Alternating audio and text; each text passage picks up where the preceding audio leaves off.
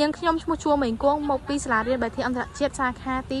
8 នាងខ្ញុំឈ្មោះហមរមីមកពីសាលារៀនមីកាវេសាខាទី19ខ្ញុំឈ្មោះពៅគឹមអេមកពីសាលារៀនសុវណ្ណភូមិខ្ញុំបាទឈ្មោះចិនវឌ្ឍនាមកពីសាលាបញ្ញាសាស្ត្រសាខាទី1ខ្ញុំបាទឈ្មោះលុយរតនាមកពីសាលារៀនបញ្ញាសាស្ត្រសាខាទី1គឺជា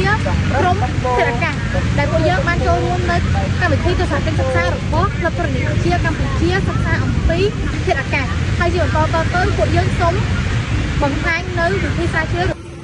នេះគឺជាឧបករណ៍តាម1ម៉ែត្រយើងប្រើឧបករណ៍តាម1ម៉ែត្រដើម្បីវាស់ស្ទង់ហត្ថមធ្យមដើម្បីតម្រង់តាម1ម៉ែត្របានយើងត្រូវចងវាទៅនឹងខ្សែយើងត្រូវព្យួរវាទៅនឹងដងកាមេរ៉ាឬក៏ដើមឈើរយៈចម្ងាយ 1.2 ម៉ែត្រឬក៏ទៅដល់ 1.5 ម៉ែត្រពីផ្ទៃដីរួចយើងនឹងធ្វើការសង់ទិន្នន័យទៅតាមរយៈពេលដែលបានគ្រប់នីមួយៗបានកំណត់យើងនឹងធ្វើការ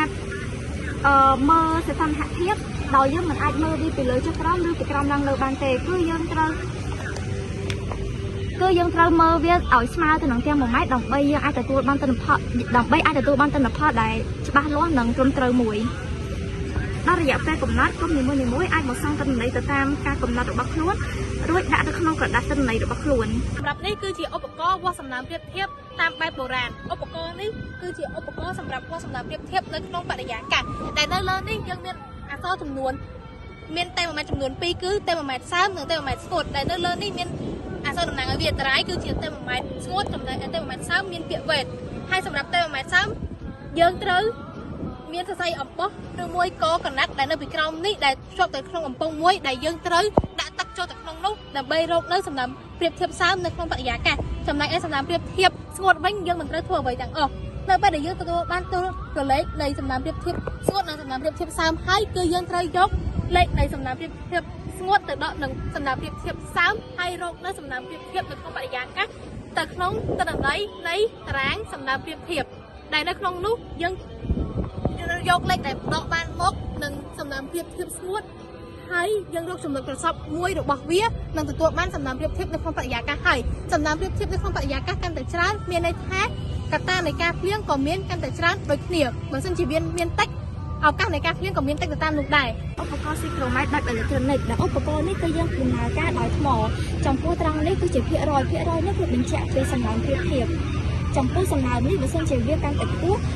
នោះមេឃភ្លៀងធ្លាក់ក៏កាន់តែមានភាគរយច្រើននៅក្នុងការភ្លៀងដូចគ្នាឧបករណ៍នេះគឺជាឧបករណ៍សម្រាប់វាស់ល្បឿននៃខ្យល់និងទិសនៃខ្យល់ទៅលើឧបករណ៍នៅខាងក្រោមនេះគឺជាឧបករណ៍សម្រាប់វាស់ល្បឿននៃខ្យល់ដើម្បីប្រើប្រាស់វាយើងត្រូវដាក់ថ្មចូលដោយសារតែនេះជាឧបករណ៍វាស់ល្បឿននៃខ្យល់តាមបែបអេឡិចត្រូនិកដើម្បីដំណើរការយើងត្រូវចុចពាក្យ on បន្ទាប់មកយើងត្រូវចុចប៊ូតុងល្បឿនខ្យល់បក់ហើយយើងទទួលបាននៅទូរលេខនៃល្បឿនខ្យល់បក់ហើយចំណែកឧបករណ៍នៅខាងលើនេះគឺជាឧបករណ៍សម្រាប់វាស់នៅទិសនៃខ្យល់បក់ដែលយើងវាស់វាជាមួយនឹងត្រីវិស័យបើមិនជាវាទៅទិសខាងណានោះខ្យល់បក់នឹងទៅទិសខាងនោះដូចគ្នាក្នុងការសិក្សាអំពីធាតុអាកាសយើងក៏មានការសិក្សាអំពីសម្ពាធនៃបរិយាកាសដូចគ្នាដោយសម្ពាធគឺជាបរិមាណនៃខ្យល់បក់ដែលសង្កត់ទៅលើផ្ទៃនៃតំបន់ណាមួយនៅក្នុងការវាស់សម្ពាធខ្យល់គឺយើងមានឧបករណ៍ចំនួន2គឺបរិមាណបារ៉តនិងបរិមាណអាណេរ៉ូអ៊ីតឬលោហៈដែលថ្ងៃនេះពួកយើងបានយកនៅបរិមាណអាណេរ៉ូអ៊ីតឬលោហៈនេះមកពិសោធន៍នៅសម្ពាធខ្យល់ដោយក្នុងការប្រើប្រាស់គឺយើងមើលទៅលើត្រនិចនៃដែលចង្អុលទៅនឹងលេខនីមួយៗនៅក្នុងបរិមាណអាណេរ៉ូអ៊ីតនេះបើសិនជាត្រនិចនេះវិលទៅលេខដែលមានច្រើនគឺយើងមានន័យថាកម្លាំងនៃខ្យល់បក់នោះគឺកាន់តែខ្លាំងហើយបើត្រនិចនេះវិលទៅរកលេខដែលទាបគឺបានន័យថាសម្ពាធនៃបរិយាកាសនៃខ្យល់បក់នោះគឺកាន់តែទាប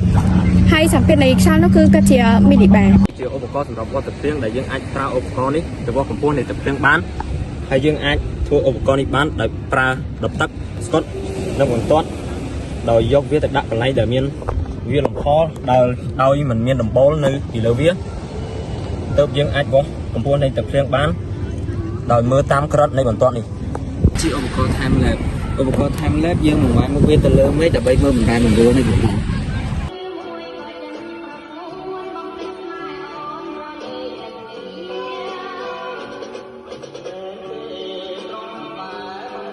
ជាចុងក្រ